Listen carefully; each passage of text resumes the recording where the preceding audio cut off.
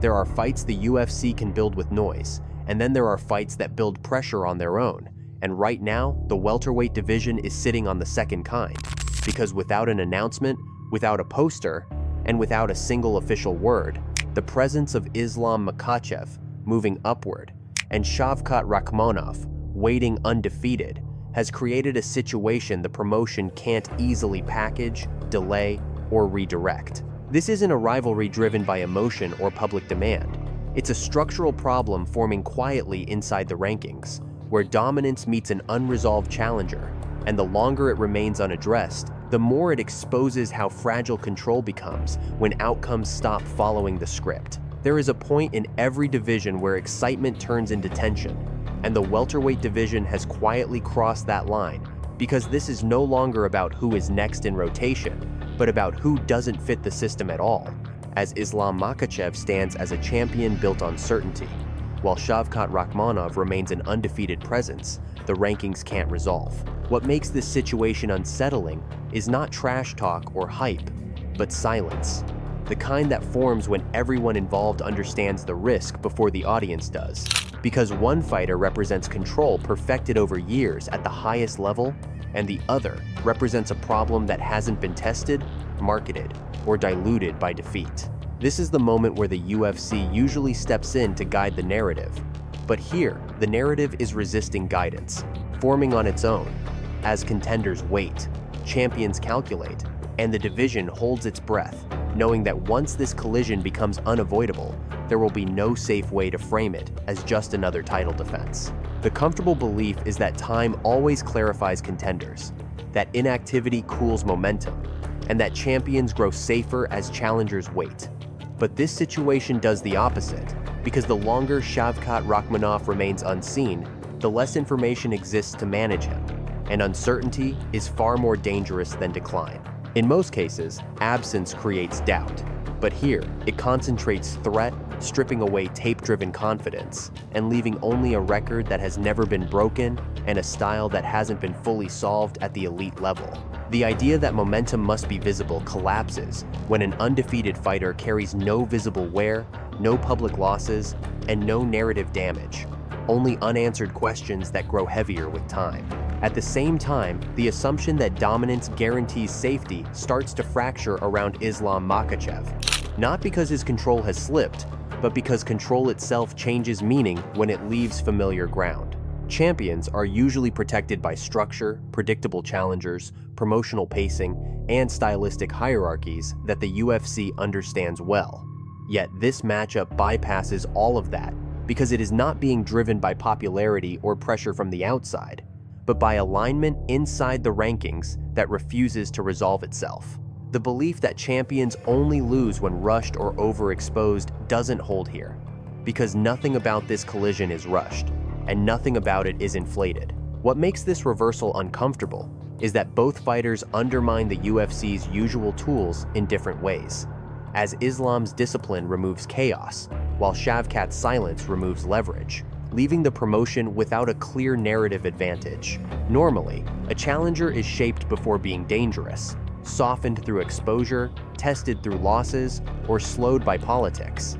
But none of those mechanisms apply cleanly here, which flips the logic entirely, turning patience into pressure and inactivity into risk. The longer this matchup waits, the less it feels like a choice, and the more it feels like gravity, pulling two careers together regardless of how carefully the surface story is managed.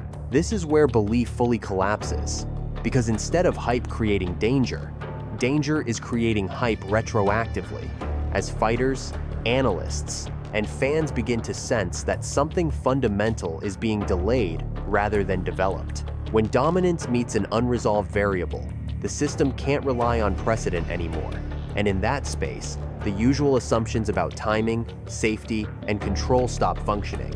At the root of this situation is not a rivalry, a ranking dispute, or a stylistic debate, but a structural tension the UFC rarely has to confront because the system is designed to shape contenders long before they become unavoidable. Yet Shavkat Rakhmonov entered the upper tier without being reshaped, diluted, or redirected. His path didn't produce viral moments, dramatic setbacks, or public controversy that could be leveraged to slow or reroute him. And according to analysts and matchmaking patterns, that absence of friction is exactly what makes him difficult to place. An undefeated fighter who has already cleared legitimate opposition but hasn't been integrated into the promotional narrative creates a problem the rankings alone cannot solve, because rankings assume progression while his presence represents stagnation under pressure.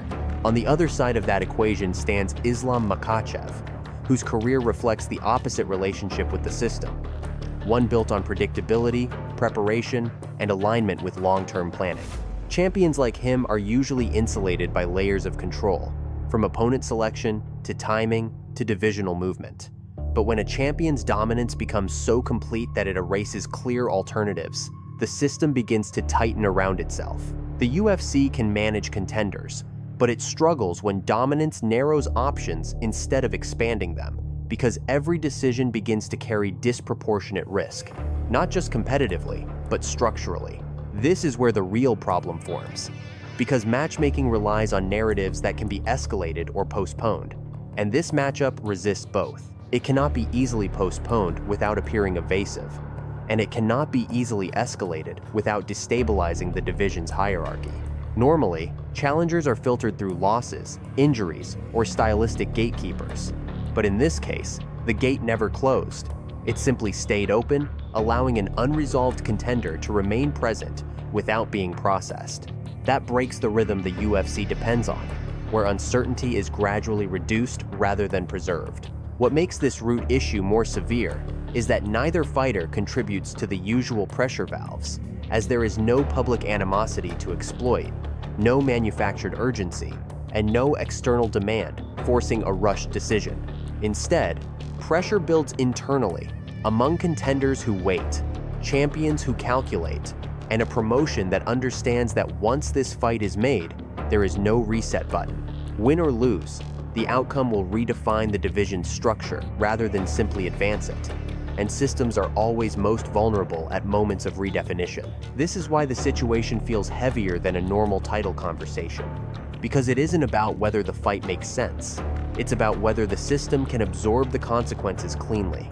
When a champion represents order and a challenger represents unresolved risk, the collision between them stops being a sporting decision and starts becoming a test of how much control the UFC truly has over the paths it creates.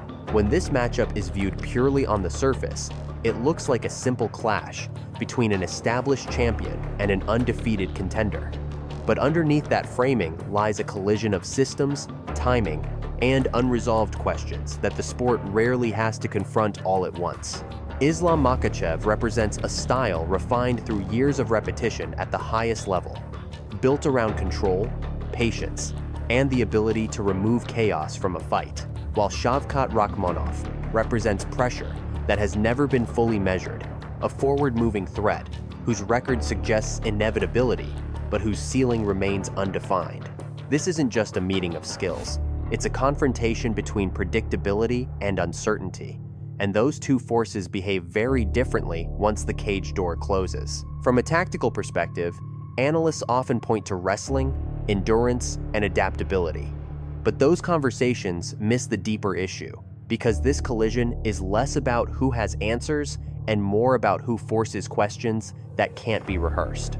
Islam's dominance has come from his ability to impose structure, to decide where the fight lives and keep it there.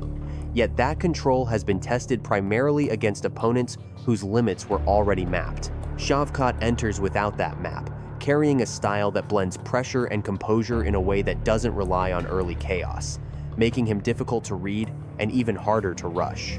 The danger here isn't explosiveness, it's durability, combined with patience, a combination that neutralizes many of the champion's usual advantages. What elevates this collision beyond technique is the psychological weight attached to it, because champions are most vulnerable not when they face hype, but when they face opponents who don't break under expectation.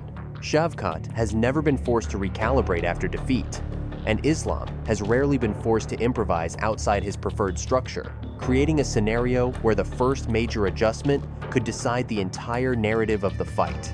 In that moment, preparation gives way to instinct, and instinct is shaped by experiences that don't always show up on tape. For the division, this collision threatens clarity, because regardless of outcome, the hierarchy will shift in ways that cannot be easily repaired. If the champion wins, it reinforces a system that prioritizes discipline over unpredictability. But if the challenger prevails, it exposes how fragile even the most controlled reigns can be when an unresolved variable is allowed to mature in silence. Either result sends shockwaves through the welterweight landscape, affecting contenders who have waited, adjusted, and calculated their paths based on assumptions that may no longer hold. This is why the collision feels heavier than a standard title fight, because it carries consequences that extend far beyond a single night, pressing against the boundaries of how dominance is maintained and how challengers are supposed to be managed. Once these two paths intersect, there will be no ambiguity left to hide behind, only answers that redefine the division's future and raise a question the UFC may not be ready to answer. This is the point where the story stops being theoretical and starts becoming unavoidable.